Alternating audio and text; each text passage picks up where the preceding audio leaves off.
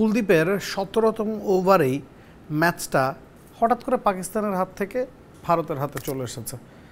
প্রথম বলে ১৭তম ওভারের সালমান আলী আখা স্টেপ ডাউন করে একটা বিগ শট খেলতে গিয়ে আউট হয়েছেন এবং তখন শাহিন শাহ আফ্রিদিকে ক্রিজে নামানো হয়েছে। তিনিও ৩টা বল খেলে আউট হয়ে গেছেন ওই ওভারেই। ফাহিম আশরাফও ওই ওভারেই আউট হয়েছেন। ১৩৩ রান ছিল পাকিস্তানের বোর্ডে যখন ১৭তম ওভারটা শুরু হয়। তখনও 4টা ওভার আছে, 4 ওভারে আপনি 40 রান তো করবেনই, আপনার হাতে উইকেট আছে, ভালো স্টার্ট আপনি পেয়েছেন। ১৭০ যেটা বলা হচ্ছিল যে এই মাঠের পার স্কোর, ফাইনালে ১৭০ করলে হয়তো আপনি জিততে পারবেন, সেই পথেই পাকিস্তান ছিল।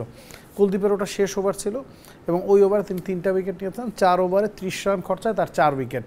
ওই ওভারটাই ম্যাচ থেকে পাকিস্তানকে একেবারে ছিটকে দিয়েছে। এর আগে বরুণ চক্রবর্তীও 4 ওভার 30 রান দিয়ে 2টা উইকেট নিয়েছেন।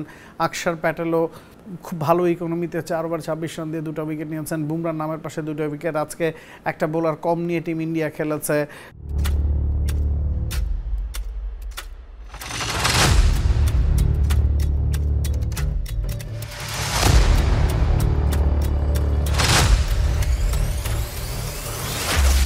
শিবম দুবে শুরুর দিকে 2টো ওভার করেছেন, তিলক বার্মা 1টা ওভার করে দিয়েছেন, পরে শুভম দুবে আবার আরেকটা ওভার করেছেন।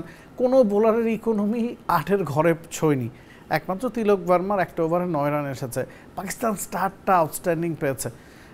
10 ওভারের আগেই বোর্ডে 84 রান করেছে ওপেনিং জুটি। সাহিবজাদা ফারহান আউটস্ট্যান্ডিং ব্যাটিং করেছেন, 37 বলে 58 করেছেন, 150 স্ট্রাইক রেটে।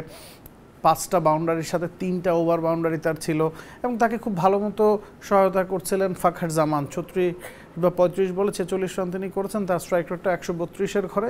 3 নম্বরে যিনি নেমেছেন সাইম আইয়ুব 11 বলে 14 করেছেন। এই হচ্ছে পাকিস্তানের ব্যাটিং। এরপরে আর nothing at all. Hussain Talat, Nawaz, Faheem Ashraf, Shaheen Afridi, captain Salman Ali Agha সবাই ব্যর্থ হয়েছেন। সবাই ক্রিজে এসেছেন, সবাই বড় শট খেলার চেষ্টা করেছেন, ইন্ডিয়ান স্পিনারদের অ্যাটাক করার চেষ্টা করেছেন, সবাই একে একে প্যাভিলিয়নে ফেরত এসেছে।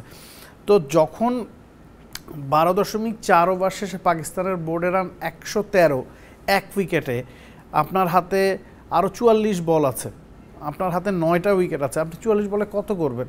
অন্তত 70 রান তো করবেন। যদি 70 করেন স্কোরবোর্ডে রান হয় 183, যদি 50ও করেন স্কোরবোর্ডে রান হয় 163। সেখান থেকে পাকিস্তান পুরো 20 ওভার ব্যাটিং করতে পারেনি, সেখান থেকে 150 রানও করতে পারেনি, 146 রানে গুটিয়ে গেছে। 113 থেকে 146, 33 রান তুলতে পাকিস্তান 9টা উইকেট হারিয়েছে।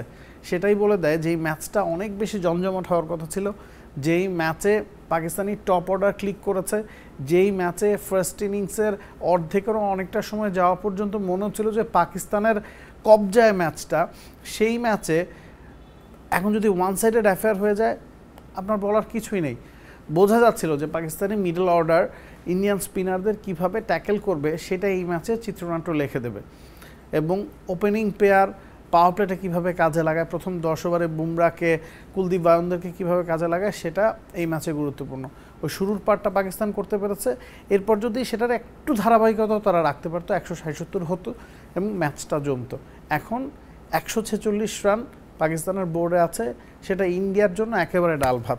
পাকিস্তান যতটা খারাপ খেলেছে, ইন্ডিয়া তার চেয়ে খারাপ খেললেও হয়তো এই ম্যাচটা হারবে না। ইটস বিকজ ইন্ডিয়া জানে বোর্ডে রান 146, টার্গেট 147। পাকিস্তান যেরকম 170-80 করার চেষ্টা করেছে, 3টা-4টা উইকেট যাওয়ার পরে 200-র কোটা থেকে বেরিয়ে এসে 180 ছোঁয়ার চেষ্টা করেছে, করতে গিয়ে ব্যর্থ হয়েছে। ইন্ডিয়া তো সেটা করার দরকার নাই। ইন্ডিয়া জানে হোয়াটস অ্যাহেড, কী করতে হবে। সো এই জায়গা থেকে India clear favourite. Nabil Kaisar, T-Sports. For more updates, subscribe to our YouTube channel and click on the bell icon. Follow us on Facebook and Instagram. Download T-Sports app to enjoy exciting games and highlights. Visit tsports.com.